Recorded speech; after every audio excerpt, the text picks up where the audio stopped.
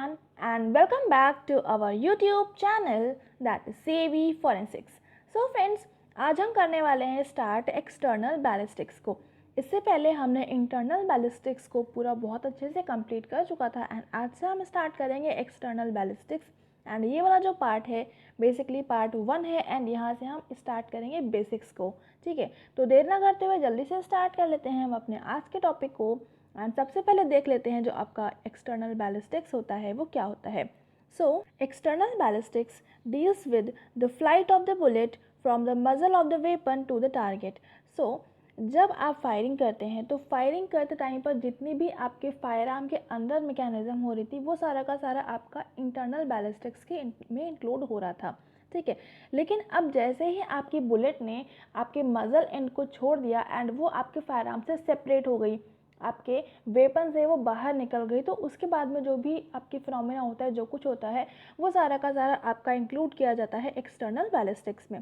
सो यहाँ पर क्या रहता है, जैसे ही आपके मजल एंड से आपकी जो बुलेट होती है वो आपके फायर आर्म को छोड़ देती है एंड वहाँ से लेकर जब तक वो अपने टारगेट तक नहीं पहुँच जाती है, तो इसके बीच में आपकी बुलेट के साथ में जो कुछ भी होता है वो सारा का सारा इंक्लूड किया जाता है एक्सटर्नल बैलिस्टिक्स में। सो बेसिकली 2 मेन फैक्टर्स होते हैं जो कि अफेक्ट करते हैं बुलेट की परफॉर्मेंस को on leaving the barrel and these are air resistance on its nose and the effect of gravitational pull of the earth. So पहला जो आपका बैरल पे आपकी जो बुलेट होती है उसके ऊपर जो पहला फैक्टर रहता है वो एयर रेजिस्टेंस लगता है जो आपकी बुलेट होती है उसकी नोज़ पर, नोज़ एंड, यानी कि ये मान लीजिए आपकी बुलेट है तो यहाँ पर ये जो आपका ऊपर वाला पॉइंटेड एंड होता है इसको हम नोज़ एंड बोलते हैं। सो जो आपका नोज़ होता है वहाँ पर सबसे ज़्यादा एयर रेजिस्टेंस लगता है एंड जो दूसरा फैक्टर रहता है वो होता है आपका ग्रेविटेशनल पुल। जो ग्रेविटी होती है अर्थ की, तो उसकी वजह से कुछ आपकी बुलेट पर पुल लगता है, कुछ आपका अट्रैक्शन लगता है, ग्रेविटेशनल फोर्स लगता है, तो वो भी आपका एक दूसरा मेजर फैक्टर होता है एक्सटर्नल बैलिस्टिक्स में, आपकी बुलेट पर जितने भी आपके इफेक्ट कॉज करते हैं उसमें। सो ये हो गया आपका। इसके अलावा जब भी आप फायरिंग करते हैं तो फायरिंग करते टाइम पर क्या होता है, जो आपकी बुलेट होती है एक कर्व्ड पाथ फॉलो करती है। ये जो आपका कर्व्ड पाथ होता है, जो आपकी डिस्टेंस जितना भी आपकी बुलेट ट्रैवल करती है उसकी वजह से एक ट्रेजेक्ट्री बनती है, एक पाथ बनता है, तो वो जो आपका पाथ बनता है उसको हम बोलते हैं trajectory. So as a result of these forces the bullet will on leaving the barrel describe a downward curved path और trajectory that is path travelled by a bullet. So यहाँ पर क्या रहता है, मान लीजिए ये आपकी बुलेट है, तो यहाँ पर जब आपने फायरिंग करी है तो ये आपकी कुछ इस तरह से कर्व्ड पाथ को फॉलो करती है, तो ये जो आपका कर्व्ड पाथ होता है इसको हम बोलते हैं ट्रेजेक्ट्री। जो कि आपकी बुलेट एक पूरी डिस्टेंस ट्रैवल करती है उस डिस्टेंस को हम बोलते हैं कर्व्ड पाथ एंड ये जो आपका कर्व्ड पाथ होता है इसको हम ट्रेजेक्ट्री भी बोलते हैं। ठीक है, तो ये हो गया आपका। एंड इसके अलावा जो सारे के सारे प्रोजेक्टाइल्स होते हैं लगभग वो सिमिलर कर्व्ड पाथ ही फॉलो करते हैं, सबका जो ट्रेजेक्ट्री होती है लगभग सिमिलर होती है, लेकिन जो डिफ्रेंशिएशन होता है सभी में वो रहता है उनकी जो लेंथ अपनी जितनी डिस्टेंस तक वो ट्रैवल कर रहे हैं, उसके अलावा जो उनका कर्वेचर रहता है। कर्वेचर बेसिकली जितनी लेंथ होगी उस पर डिपेंड करता है, अगर ज़्यादा डिस्टेंस ट्रैवल करनी है तो कर्वेचर उतना ज़्यादा रहता है, और अगर कम डिस्टेंस ट्रैवल करनी है तो उस अकॉर्डिंग आपका कर्वेचर कम ज़्यादा हो जाता है। तो ये रहता है आपका बेसिक चीज़ें एक्सटर्नल बैलिस्टिक्स से रिलेटेड। ठीक है, तो अभी हम आगे मूव करते हैं एंड यहाँ पर देख लेते हैं कुछ और पॉइंट्स। सो बेसिकली जो आपका एग्जैक्ट शेप होता है ट्रेजेक्ट्री का, उसको प्री डिटरमाइन करने के लिए आपको कुछ चीज़ों के बारे में पहले से पता होना चाहिए, जैसे कि जो आपका ग्रेविटेशनल इफेक्ट होता है, मजल वेलोसिटी होती है, angle of elevation of barrel, sectional density of the bullet and bullet shape. ये सारे के सारे जो फैक्टर्स होते हैं ये प्री डिटरमाइन किए जा सकते हैं एंड इसकी बेसिस पर आपको ट्रेजेक्ट्री जो रहती है, जो भी आपका बुलेट को एक आपका पाथ को कवर करना होता है, जो ट्रेजेक्ट्री बनानी होती है, उसके शेप को हम आइडेंटिफाई कर सकते हैं इन सारी चीज़ों की हेल्प से। सो जो आपका ग्रेविटेशनल इफेक्ट होता है वो बेसिकली सिंपल सा है, जो अर्थ की वजह से जो ग्रेविटेशनल फोर्स लगता है वो रहता है आपका ग्रेविटेशनल इफेक्ट। इसके अलावा जो मजल वेलोसिटी होती है, तो जितनी ज़्यादा मजल वेलोसिटी होगी वो उतना डिस्टेंस पर उतना वो इफेक्ट करता है। अगर आपकी वेलोसिटी ज़्यादा है तो उसकी वजह से वो ज़्यादा डिस्टेंस ट्रैवल कर पाएगा, तो उसका पाथ थोड़ा सा डिफरेंस होगा। वेलोसिटी कम है तो उसकी वजह से वो उतना डिस्टेंस ट्रैवल नहीं कर पाएगा, थोड़ी कम कर पाएगा। तो ये चीज़ें आपकी मजल वेलोसिटी भी इस तरह से आपके एक्सटर्नल बैलिस्टिक्स पे एक इफेक्ट कॉज करती है। ठीक है। सो मदर वेलोसिटी क्या होता है इसके लिए एक सेपरेट वीडियो में मैंने बताया था, तो अगर आपने वाला वीडियो नहीं देखा है तो उसको ज़रूर से जाकर देख लीजिएगा। एंड इसके अलावा बात करें एंगल ऑफ एलिवेशन का, तो एंगल ऑफ एलिवेशन का क्या मतलब है। सपोज़ अगर आप ये आपका फायर आर्म है एंड इसको आप 90 डिग्री पर रख के फायरिंग कर रहे हैं, तो इसकी ट्रेजेक्ट्री कुछ इस तरह से होगी। यहीं पर अगर आपकी फायर आर्म की बैरल ऊपर साइड में है तो इसकी ट्रेजेक्ट्री कुछ इस तरह से होगी। तो ये डिपेंड करता है आपके फायर आर्म की किस एंगल पे आपने पकड़ा हुआ है अपने फायर आर्म को, आपकी जो बैरल है वो कितना एंगल को बना रही है। तो ये सारी चीज़ें एक मेजर इफेक्ट कॉज करती हैं आपके जो एक्सटर्नल बैलिस्टिक्स होती है उसमें। एंड अगर हम बात करें सेक्शनल डेंसिटी की, तो इसको तो अभी हम आगे इसी वीडियो में आगे देखेंगे, अच्छे से डिस्कस करेंगे।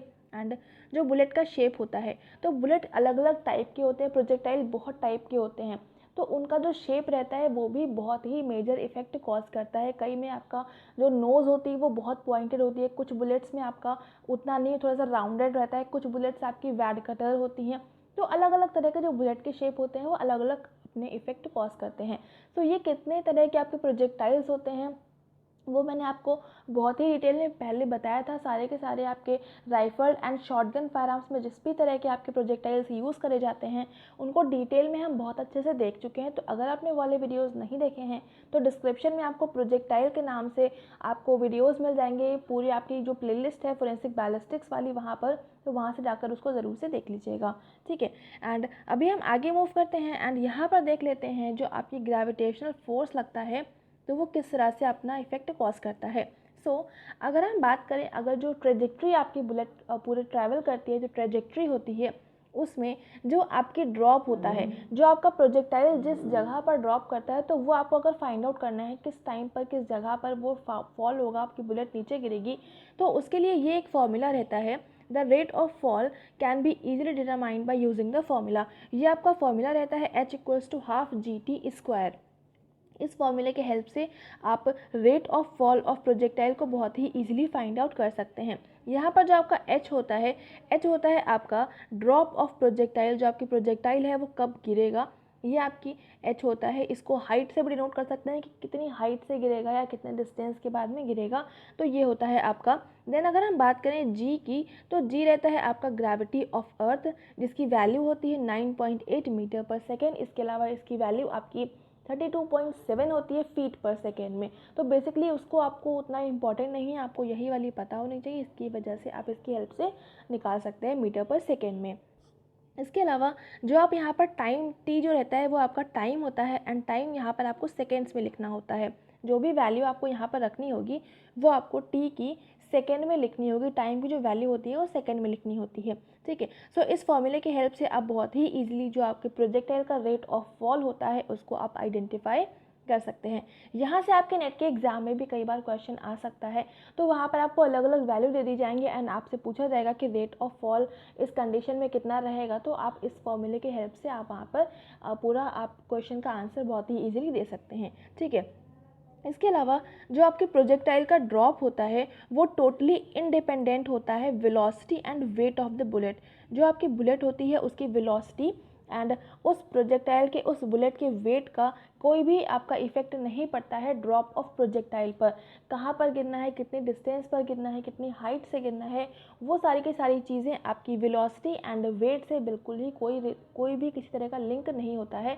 दोनों ही चीज़ें बिल्कुल सेपरेट होती हैं। बेसिकली ये जो आपका ड्रॉप ऑफ फॉल होता है प्रोजेक्टाइल का वो आपकी ग्रेविटेशन एंड जो टाइम होता है उस पर डिपेंड करता है। ठीक है। तो इस फॉर्मूले से आप ये चीज़ बहुत ही ईजिली निकाल सकते हैं। एंड अभी हम आगे मूव करते हैं एंड यहाँ पर देख लेते हैं सेक्शनल डेंसिटी के बारे में। सो जो आपका सेक्शनल डेंसिटी होता है वो क्या रहता है आपका, जो इसमें जो सेक्शनल डेंसिटी है उसका ये फॉर्मूला लिखा हुआ है, sectional density equals to weight upon diameter का स्क्वायर। तो जहाँ पर आपको वेट और डायमीटर का स्क्वायर आप लिख देंगे इस जगह पर, तो वहाँ से आपको सेक्शनल डेंसिटी पता चल जाती है। Sectional density basically weight and diameter पर डिपेंड करती है। वेट जो रहता है आपकी बुलेट को एक कैरिंग पावर देता है कि बुलेट अपने वेट को एक पूरे टारगेट तक पहुंचने के लिए खुद को अपने ट्रेजेक्ट्री को फॉलो करने में कैपेबल हो। इसके लिए आपकी जो बुलेट का वेट होता है वो बहुत ही इंपॉर्टेंट फैक्टर, बहुत ही इंपॉर्टेंट रोल प्ले करता है। इसके अलावा जो आपकी क्रॉस सेक्शनल एरिया होता है, जो आपकी बुलेट का क्रॉस सेक्शनल एरिया होता है वो आपके एयर रेजिस्टेंस पर इफेक्ट डालता है। जिस तरह से आपका क्रॉस सेक्शनल एरिया होगा उस तरह का आपका एयर रेजिस्टेंस पर इफेक्ट पड़ता है। जैसे कि अगर आपकी बहुत ही पॉइंटेड नोज़ होती है, नोज़ जो आपकी बुलेट की पॉइंटेड होती है, तो उससे क्या रहता है, एयर रेजिस्टेंस को बहुत ही ईजिली आपका क्रॉस करते हुए जाता है, तो एयर रेजिस्टेंस उतना ज़्यादा नहीं लग पाता है।